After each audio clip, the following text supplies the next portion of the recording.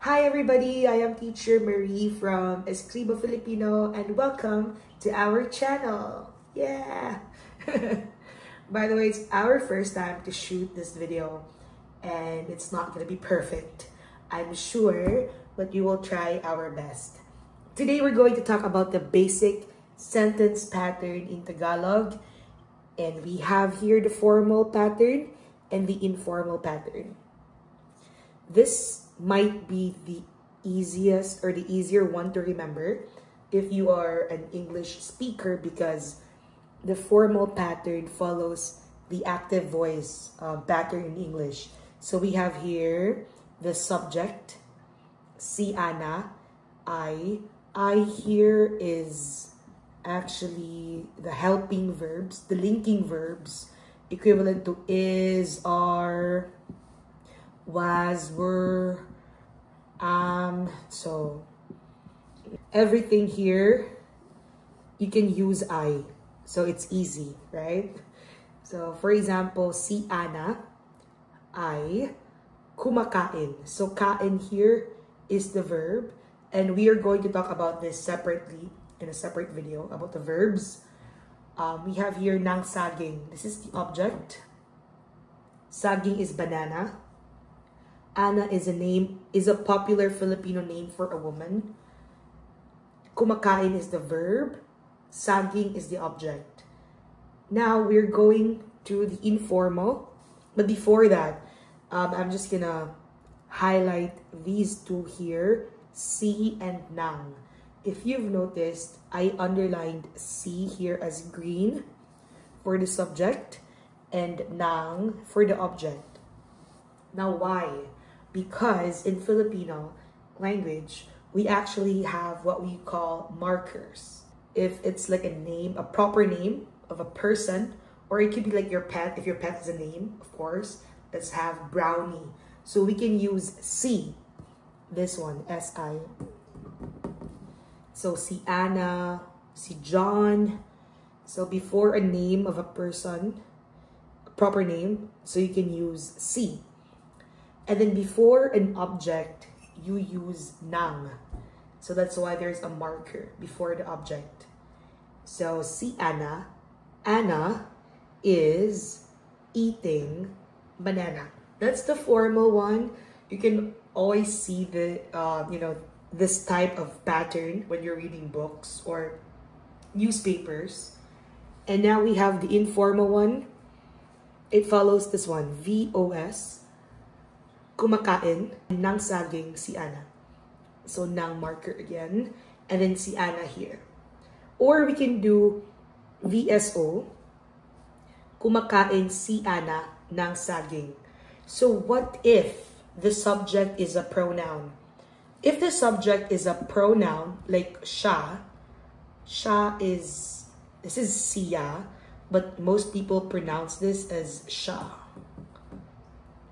The pronunciation is siya, but the spelling is siya.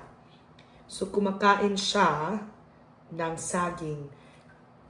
If the subject is a pronoun, it will always follow this pattern. So you can't say kumakain ng saging siya. Well, you can say that, but it's not gonna sound nice or correct. But everyone can understand you, definitely. So our first verb for today is kain, which means eat. And this verb is actually an verb.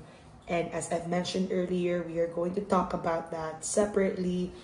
It's a different, it will take another, like a full-length video. But for today, for this video, we're going to talk about, this is our focus, the formal and informal pattern. So you can say si Ana ay kumakain ng saging, or let's say kumakain ng saging si Ana. So I'm gonna erase this and let's try if you can make sentences on your own. Now it's time to put all of these words together and let's use the formal sentence pattern. So first is subject. We have here Pedro. So remember, if the subject is placed first, you are going to use the linking verb, which is the I.